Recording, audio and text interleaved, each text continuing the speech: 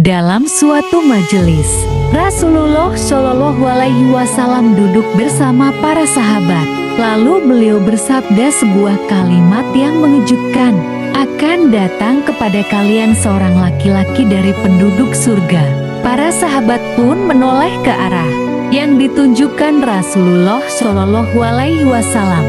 Seorang laki-laki Ansyar masuk, jenggotnya masih basah bekas wudhu, dan di tangannya terjuntai sandal. Keesokan harinya, Rasulullah Shallallahu Alaihi Wasallam mengulangi sabdanya, "Akan datang kepada kalian seorang laki-laki dari penduduk surga."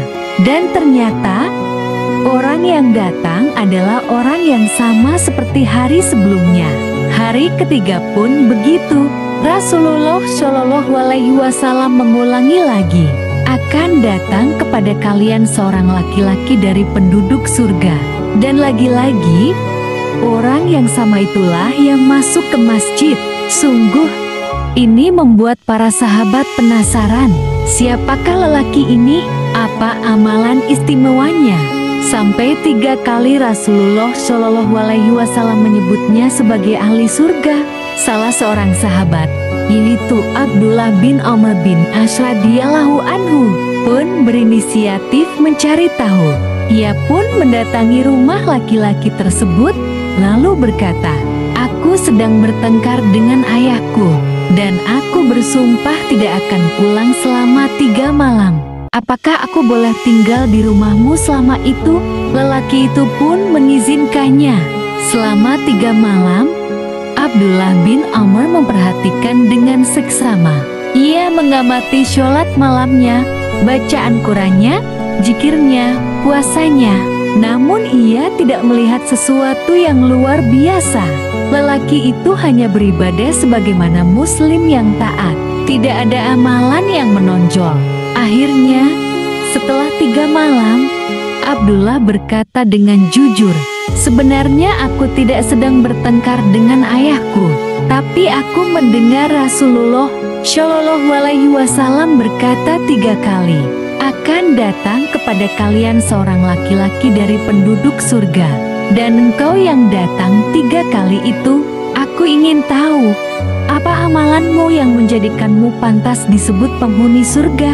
Laki-laki itu pun menjawab dengan tenang, "Tidak ada apa-apa, hanya seperti yang kamu lihat." Abdullah bin Amr pun hendak pergi, merasa bingung.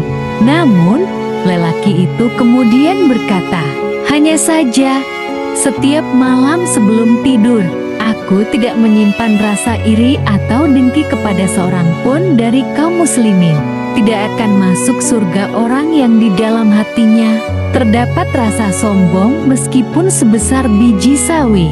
Hadis riwayat Muslim nomor 91.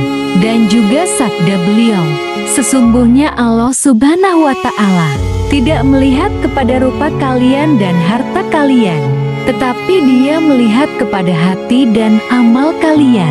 Hadis riwayat Muslim nomor 2564. Masya Allah, mari kita benahi hati, bersihkan dari iri, benci, dan dendam, agar kelak kita juga disebut oleh Rasulullah Shallallahu Alaihi Wasallam, "Akan datang kepada kalian seorang dari penduduk surga." Ajakan, jangan lupa like, komen, share, dan subscribe channel kami, Kisah Hikmah Islami 11, untuk kisah-kisah Islami syahih penuh hikmah lainnya.